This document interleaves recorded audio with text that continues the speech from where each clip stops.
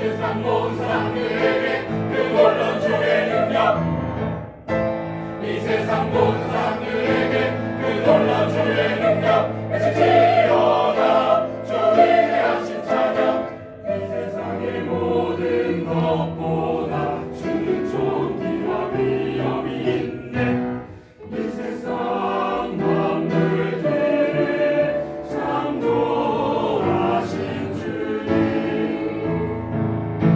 이 세상 모든 사람들에게 그 놀라운 주의 능력, 이 세상 모든 사람들에게 그 놀라운 주의 능력 외치지어다. 오늘 우리에게 주신 하나님의 말씀은 신약 성경에서 봅니다. 신약 성경 151쪽 요한복음서 5장 39절 말씀을 장성 목사가 풀어서 번역한 연역본으로 봉독합니다. 여러분들은 필히 나중에 다른 역본들과 대조해 보실 수 있길 바랍니다. 본문에서 제가 사용한 번호는 헬라어 원문에는 없는 것임을 여러분들이 참고해 주실 수 있기를 바랍니다. 여러분들이 그 순차적인 진행을 이렇게 각인시키기 위해서 넣은 것이니까 양해 바랍니다. 봉독합니다. 너희가 성경에서 1. 영생을 얻는 줄로 생각하고 성경을 상고하거니와 2. 이 성경이 곧 나 예수 그리스도에 대하여 증거하는 것이로다. 아멘. 오늘 우리는 성령님 아래 성경 위에 하나님의 말씀을 듣기를 원합니다. 오늘 여러분들이 주목하실 설교 제목은 성경 위에 성경입니다. 무엇 위에 무엇 시리즈로서 5번째 시간이 되겠습니다. 제가 오래전서부터 무엇 위에 무엇 시리즈를 기획하고 있었습니다. 그런데 이 설교를 하려고 할 때마다 제가 좀 망설여지는 부분이 있었습니다. 그러니까 어떤 시리즈를 하게 되면 시리즈를 통해서 신학적 정리가 되는 것은 우리들이 얻게 되는 유익임에는 틀림이 없습니다. 그러나 하나님의 말씀을 조금 더 이렇게 다양하게 선포하지 못하는 어떤 보이지 않는 테두리가 존재하는 것도 사실이기 때문에 그것이 우리 새누리 공동체의 전체에 어떤 불이익이 되지 않을까 하고 제가 검토했던 것도 사실인 것을 여러분들에 밝혀둡니다. 그러나 제가 이 무엇 위에 무엇 시리즈를 할 때에 어떤 시리즈를 만들기 위해서 어떤 개념을 창출해 내는 사람은 아니라는 것을 여러분들이 기억하시기 바랍니다. 이것은 꼭 필요한 경우에만, 그리고 성경 전체가 지지하고 동의할 때만 제가 어떤 것을 여러분에게 정리해서 말씀 선포하고 있다는 신뢰를 가져주시기를 당부드립니다. 오늘 제가 성경 위에 성경이라고 그랬습니다. 성경 위에 성경이라고 하는 말은 성경 전체에서 나오는 용어나 개념은 아닙니다. 그런데 성경 위에 성경은 성경이 우리들에게 보여주고 있는 사실입니다. 이게 무슨 말인고 하니 구약 시대에는 구약 성경만 존재했습니다. 그리고 신약 시대에 들어서서도 이렇게 사도교회가 그 기원 100년을 향해 갈 때쯤 조금씩 그 신약 성경에 어떤 서신들이 또 복음서가 저작되고 또 그것이 형성되어 유통되기 시작했다는 것입니다. 그러니까 그 크리스찬들이 모여서 교회를 이루고 그 교회가 세워져서 복음 안에서 신앙생활을 하고도 한 세대 두 세대 좀 지날 때쯤 신약 성경이 형성되어서 완성된 형태로 갖추게 되었다는 것은 역사적 사실입니다. 근데 그런 걸 보면서 우리들이 기억해야 됩니다. 아하, 구약 성경이 있었던 시대가 있었구나. 그리고 나중에 신약 시대도 한참 지나서 신약 성경이 형성되고 완성되었구나 하는 것을 우리들이 확인하게 됩니다. 그래서 성경 위의 성경은 즉시 그 진리를 우리들에게 보여주는 것입니다. 그게 뭐냐? 구약 성경 위에 신약 성경이 이렇게 형성되어지고 완성되어졌다 하는 말입니다. 그러니까 여러분들이 이건 역사적인 사실인 것이고 또 우리들이 갖고 있는 성경이 역사적인 토대 위에서 성령님의 역사하심을 따라 우리에게 주어진 것이라고 하는 것을 우리들이 다시 신앙 고백을 통해서 확인하게 되는 것입니다. 그래서 성경 위에 성경인데 오늘 본문에서 예수님께서는 제자들에게 성경이라고 하는 말씀을 직접 언급하시면서 오늘 우리들에게 성경의 그 어떤 의미를 규정시켜서 말씀해 주시더라는 것이지요. 그래서 오늘 본문에서 예수님이 너희가 성경에서 그러잖아요. 오늘 우리 21세기를 사는 우리들에게 성경은 구약과 신약이 합본된 성경 위에 다른 성경을 우리들이 알지 못합니다. 그러니까 우리들은 성경 그러면 그 속에 일부가 구약이고 이부가 신약이라고 우리끼리 생각을 합니다. 그런데 예수님이 이 말씀을 제자들에게 하셨을 때 성경은 그 구약과 신약이 합본된 성경을 의미하는 것이 아니라 구약 성경을 의미하는 것입니다. 그래서 이렇게 오늘 본문 속에 제가 그걸 넣지는 않았습니다. 그러니까 예를 들자면 성경 앞에 가로 열고 구약 그리고 가로 닫아야 됩니다. 그러니까 너희가 성경에서 예수님이 이렇게 말씀하셨을 때 그 당시에는 신약 성경이 없었으므로 너희가 구약 성경에서 영생을 얻는 줄 생각하고 구약 성경을 상고하거니와 이 구약 성경이 곧 나 예수 그리스도에 대하여 증거하는 것이로다. 이제 이렇게 그 당시 사람들은 다 알아들었다는 겁니다.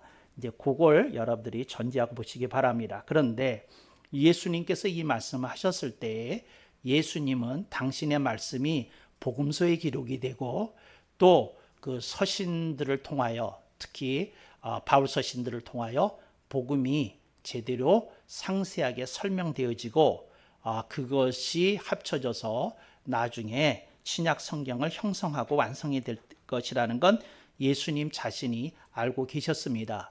그러니까 우리가 오늘 본문에서 예수님 말씀하셨을 때 예수님은 구약 성경을 가지고 저들에게 어필하셨지만 예수님은 역사를 관통해서 보시는 분이시므로 신약 성경까지 포함해서 나중에 완성될 신약 성경조차도 성경이라고 부를 것이므로 그 신약 성경에 있는 콘텐츠들도 그 복음들도 나 예수 그리스도에 대해서 증거하는 말씀일 것이다 하는 것을 가지고 예수님 말씀하셨다고 그렇게 믿는 것이 개혁파의 일관된 주장이고 판단입니다. 그러니까 여러분들이 그렇게 생각하고 오늘 본문을 읽어주실 수 있기를 바랍니다. 그러니까 구약 성경을 지칭했지만 장차 이것이 신약 성경까지 포괄하는 개념이 될 것이라는 걸 알고 예수님께서는 이 용어나 개념을 사용하셨다.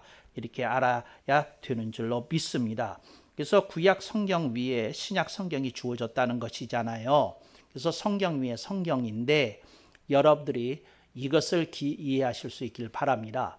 근데 구약 성경과 신약 성경의 관계에 대해서 많은 이들이 이렇게 이걸 어떻게 해석을 하면 좋은가 이렇게 생각하는 경우가 있어요. 그래서 제가 비유로, 근데 그 비유가 완전할 수는 없어요.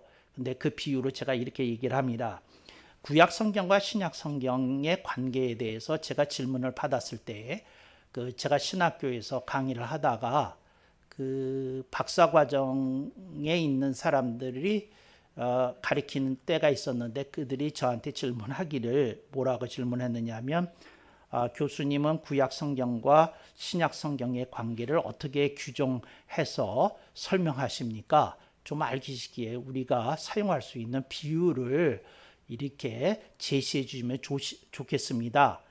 이런 질문을 받았습니다. 근데 그때 제가 평소에 품었던 얘기 중에 하나를 했습니다. 내가 구약 성경과 신약 성경의 관계를 설명하는 여러 가지 비유가 있는데 오늘 딱 그 한 가지만 제시해 주도록 하겠다. 그러면서 하나를 제시했어요. 그게 뭐냐면 내가 봤을 때 구약 성경은 비유하자면 한 나라의 한 국가의 헌법하고도 같다. 그게 헌법이다. 그런데 신약 성경은 그 헌법에 기초해서 대법원에서 혹은 헌법재판소에서 이렇게 판결을 내린 그 결과를 모아준 판례집과 같다. 그렇게 얘기를 했어요. 그게 무슨 말이냐면 구약 성경은 우리에게 헌법과 같은 위치를 점하고 있어요. 그게 다 성경 전체를 관통해서 해석하는 토대가 되어준다는 면에서 헌법에 비유한 겁니다. 토대가 된다, 반석이 된다, 그런 의미로 사용한 겁니다. 그런데 그것을 구체적으로 해석해서 나온 결과는 그 각각의 그 선고와 그 판결문을 모아놓은 판례집에 있다. 왜냐하면 헌법 그 자체는 아직 생동하고 있거든요.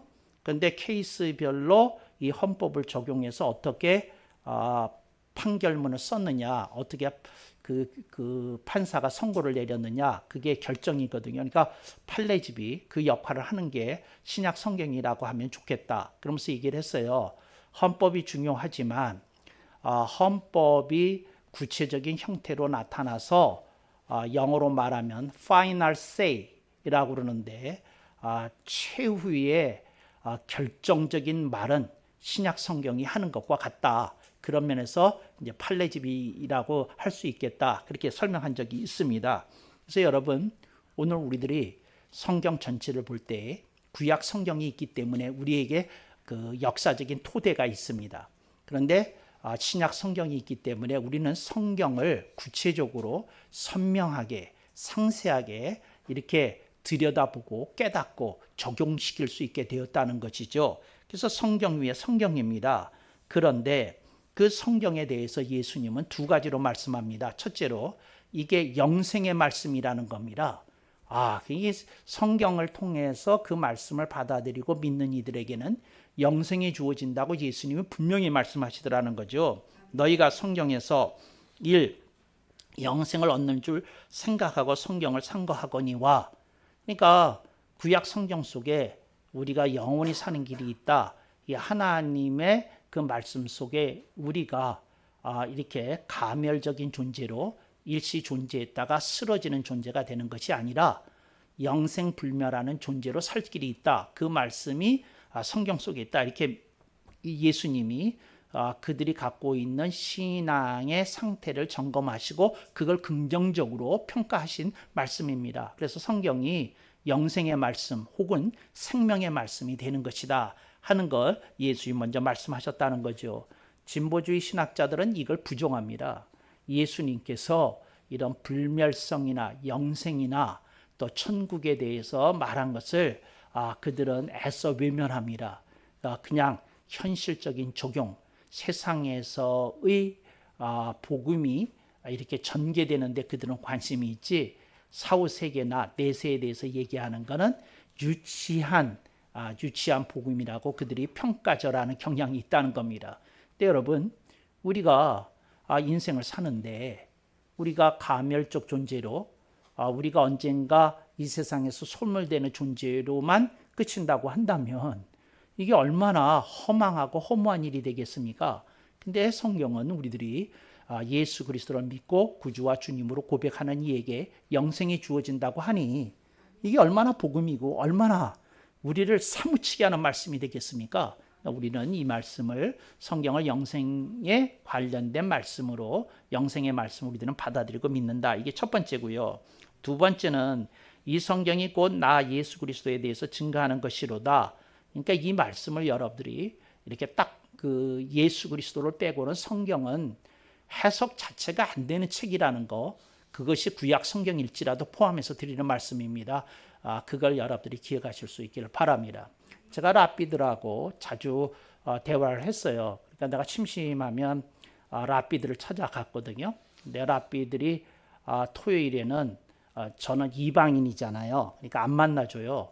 그런데 이제 친분이 생긴 사람은 이제 이렇게 오는 걸 허락하기도 하는데, 저는 그래서 평일에 가끔씩 신학교 다닐 때도 그 회당에 가서 이렇게 이제 앉아 있곤 했어요. 그래서 그러면 랍비가 지나갈 때 나왔다고, 너 왜 왔냐고, 혹시 당신이 한가한 시간이 되면 잠깐 대화를 나누고 싶어서 티타임 갖고 싶어서 왔다고.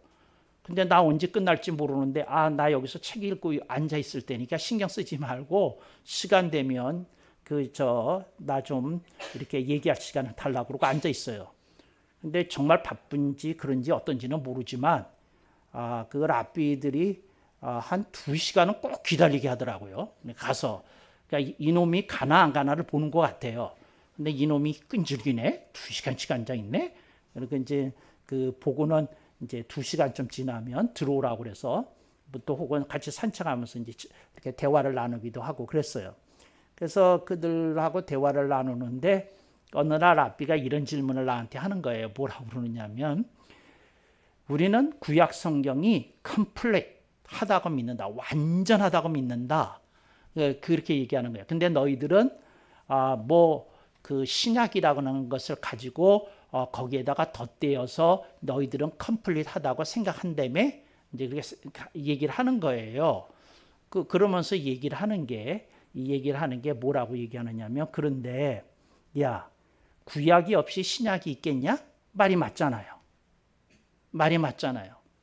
근데 너희들은 우리가 예수님을 믿지 않는다고 구약 성경을 부정하는 게 말이 되냐? 그러더라고요. 아니 우린 부정 안 해. 그렇기 때문에 홀리 바이블 안에 그 구약이라는 이름으로 그 히브리 성경이 포함되어 있는 거야. 그러니까 움찔하더라고요. 그렇지. 인정하니까 넣었겠지. 이제 그런 거예요.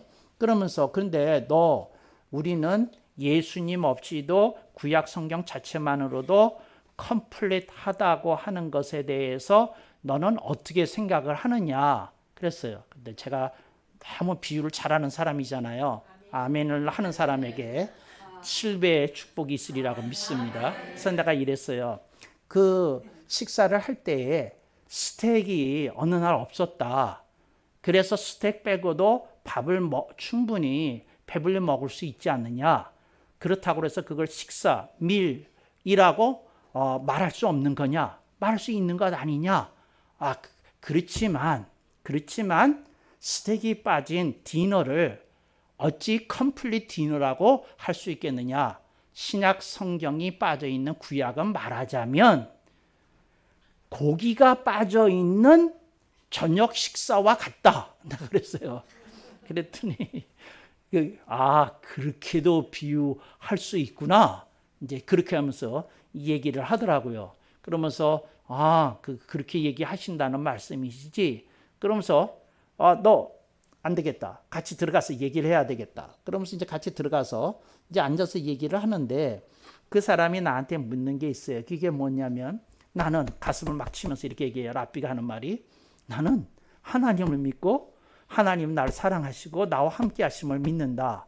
근데 나는 예수님 없이도 이렇게 하나님 믿고 사랑하고 이런 상태다. 근데 마치 네가 말한 대로 고기를 안 먹고도 나는 충분히 배부르다고 느끼면서 이렇게 살고 있는 거다. 근데 왜 구태여 나에게 고기를 안 먹고도 충분히 배부르다는 나에게 왜 고기를 먹이려고 애를 쓰느냐. 이렇게 얘기를 하더라고요. 말이 되잖아. 안 돼요? 되잖아. 그러니까 내가 한 말을 그대로 집어가지고 그대로 하더라고요. 랍비들은 이렇게 뭐라고 그러나요? 율법을 굉장히 그 법률가적인 측면에서 이렇게 분석을 해요. 그래서 여러분, 미국에서 모든 그 종족을 통틀어서 이 유다인들이 변호사가 나오는 비중이 가장 높습니다. 그러니까 그 비율로 보면 그러니까 미국에서 내노라는 변호사나 내노라는 대법관이나 이런 사람들 출신 중에 유다인계가 굉장히 많아요. 근데 그런 철저한 율법적, 법률적 훈련을 어렸을 때부터 했기 때문에 그래요. 그래서 논리가 굉장히 날카롭고 살아 있습니다. 그러니까 조금만 삐끗하면 한치의 그 흐트러짐도 허져가지고 쿡쿡 찌릅니다. 그러니까 저는 거기 가서 제가 늘 이겼던 건 아닌데 쿡쿡 찌르면 당하면서 제가 갖고 있는 어떤 여러분이 생각할 때 논리나 체계 속에 그 유다교적인 어떤 훈련도 저에게 조금 이렇게 뭐라 그래야 되나 저를 형성하는데 좀 도움을 줬다 그렇게 이해하시면 되겠습니다. 그러면서 그렇게 얘기를 하는 거예요. 그런데 내가 이렇게 얘기를 했어요. 맞아. 내가 하는 말이 맞아. 네 말이 맞아. 그런데 네 아들이 말이야. 미식 축구 선수가 됐어. 그럼 벌크업이라고 그래가지고 이 체중을 늘려야 되거든요. 왜? 그건 육중한 이 체구들이 부딪히면서 이렇게 싸우는 경기거든요. 그런데 네 아들이 미식 축구 선수가 되기로 작정을 하고 고등학교 미식 축구 부에 들어갔다고 하면 그 전까지는 걔가 베지테리언이라고 해도 네가 간섭 안 했겠지만 미식 축구 선수의 꿈을 안고 시작한다고 하면 너 아들에게 계속 베지테리언으로 가라고 그러겠냐? 그렇지 않으면 고기를 먹으라고 그러겠느냐? 내가 그랬어요. 그 전까지는 그랬지만 상황이 달라지면 고기 먹어야 되는 거 아니냐? 그러면서 내가 얘기를 하기를 네가 믿는 신앙 가지고 해결이 안 되는 문제가 있을 때가 있을 것 아니냐? 그때 신약 성경이 빛을 발하고 광을 내고 너를 압도할 타임이 찾아오는 거다. 그래서 when you are in pain, call me. 그러고 나 갔어요. 네가 이제 굉장히 아픔이 있을 때, 그래서 구약 성경만 가지고 뭐 해결이 안 될 때 그때 나 좀 불러줘. 그랬어요. 그러니까 얼마나 그랬어요. 그래서 하는 말이 가끔씩 그랬어요. 아, 나는 너 때문에 코리안에 대해서 다시 생각하게 된다. 나는 이렇게 코리안이 논리적이고 합리적이고 과학적인 사고를 갖고 있다는 사실에 경탄을 금치 못한다. 그런 소리를 내가 여러분을 대신해서 들었던 사실이 있다는 걸 이제 좀 자랑 아닌 자랑으로 곁들여서 말씀을 합니다. 그래서 그런 대화를 했어요.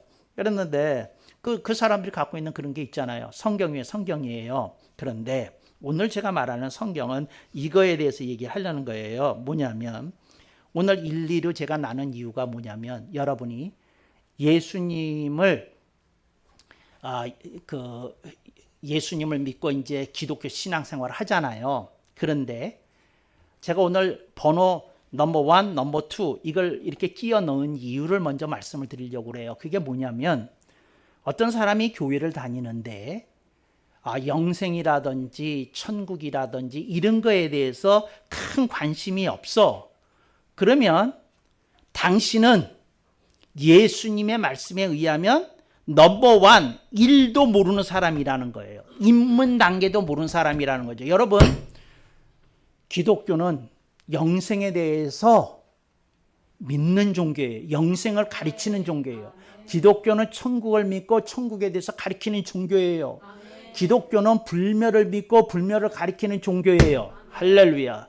그러니까 여러분들이 어떤 사람이 유시간체를 하면서 뭐 사랑 얘기를 하고 구제 얘기를 하고 자선 얘기를 하고 뭐 사회 개혁을 얘기하고 그런 거대 담론에 취해서 이렇게 얘기하는 사람이 있는데 그 사람이 아무리 훌륭한 거대 담론에 대하여 자유자재로 회통해서 이렇게 강론할 수 있는 학자라고 할지라도 그가 구원의 복음, 천국의 복음, 영생의 복음에 대해서 모른다고 한다면 그는 오늘 본문에 비춰보면 기독교의 입문조차 안 한 사람이라는 거죠. 영생이 우리에게 있어요. 그래서 우리는 영생을 믿는 줄로 믿습니다. 그 다음에 여기 예수님이 그래서 너희가 성경을 통해서 영생의 말씀을 배우고 믿고 구원받는다. 그 말씀을 하신 거고 그런데 그 성경을 통해서 너희들이 나에 대해서 배운다. 내가 누구였으며 내가 성자 하나님이었는데 인간의 몸을 입고 이 세상에 온 예수 그리스도라는 사실을 너희들이 배우게 될 거다. 나에 대해서 배울 거다. 그가 왜 왔으며 그가 왜 그런 순환을 당했으며 그가 왜 십자가에서 그렇게 처참한 몰골로 죽어야만 했으며 그가 왜 3일 낮과 밤을 무덤 속에 있어야 했으며 그가 그 뒤로 부활했으며 또 40일을 계시다가 승천하기까지의 그 모든 일에 대해서 말씀하시더라는 거죠. 그래서 여러분 오늘 우리들이 하나님의 말씀 속에서 그걸 깨달아야 되는 겁니다. 우리는 영생의 복음으로 시작했어요. 그런데 우리는 영생의 복음에만 머무르는 것이 아니라 누구에 대해서 배웠어요? 예수 그리스도의 복음에 대해서 배워요. 예수님이 어떻게 사셨는지 그 삶을 보고 배우고 따라하기를 원한다는 거죠.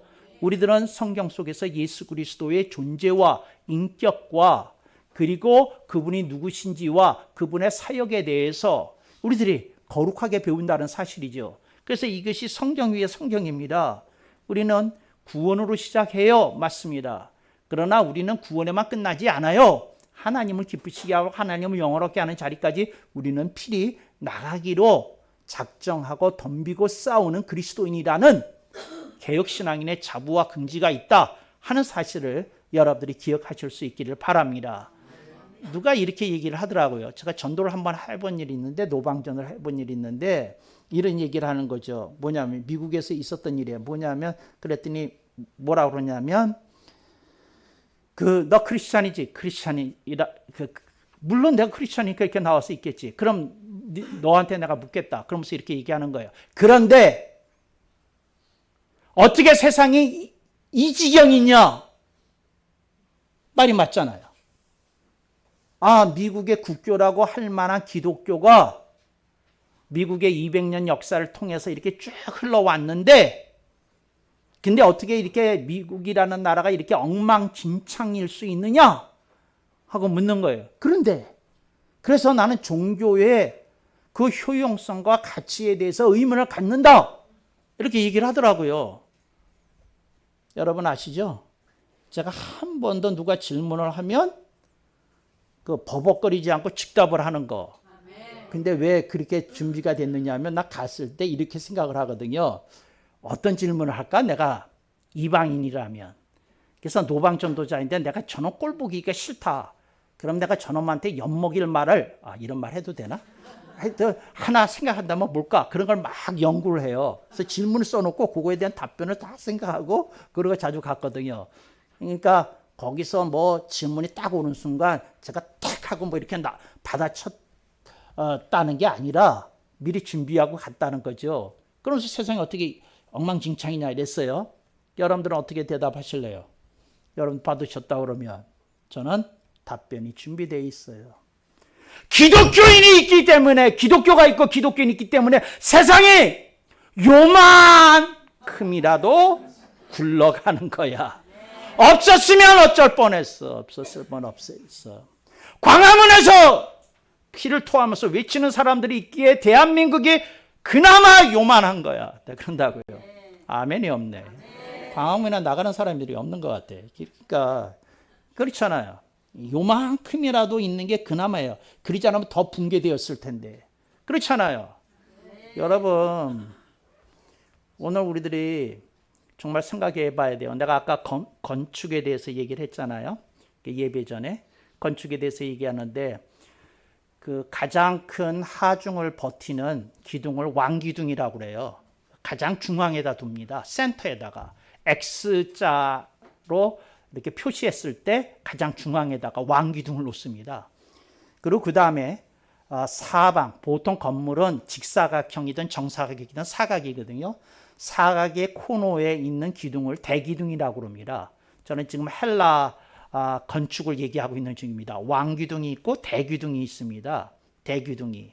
그러면 그 대기둥이 있고, 그러면 네 코너에 있는 기둥이 뭐예요? 대기둥이에요. 그 다음에 그 대기둥만 있어도 되는데 좀 멋도 더하고 혹시나 모를 그런 태풍이라든지 어떤 자연재해 앞에서 버틸 수 있는 지진이라든지 이런 데도 버틸 수 있는 환경을 조성하기 위해서 기둥을 세웁니다. 이걸 중기둥이라고 그래요. 중기둥. 그러니까 그 대기둥 사이에 놓는 기둥을 중기둥이라. 중기둥이에요. 중기둥. 그래요. 그래서 오늘 우리에게는 그 헬라 건축을 가지고 얘기하자면 왕기둥이 누구십니까? 예수님이시고, 그 대기둥이 누구입니까? 그게 그 우리에게 신앙을 전승해 준 사도들과 교부들입니다. 또 종교개혁자들입니다. 이게 대기둥이에요. 근데 중기둥은 뭐냐면 그 로컬 처치를 섬기면서 교인들에게 정말 그 개혁 신앙의 정수를 이렇게 전파해오고 지켜온 사람들이 중기둥이에요. 그리고 그 교회에서 정말 없어서는 안 될 사역자로서 사역해 오신 장로님, 안수 집사님들, 권사님들, 집사님들 이런 분들이 이제 중기등 역할을 한 것이지요. 오늘 우리들이 좀 생각해 봐야 됩니다. 우리 대한민국이 그 왕기둥을 중심으로 믿는 사람들은 있는데 우리가 충분히 그 대기둥 같은 인물들을 배출해 낸 적이 있는가? 이거 좀 생각해 봐야 됩니다. 대기둥을 제대로 이렇게 키워낸 적이 있는가? 이제 이걸 생각을 해보고요. 정말이에요. 저는 요즘 그 말이 마음에 들더라고요. 국민의힘을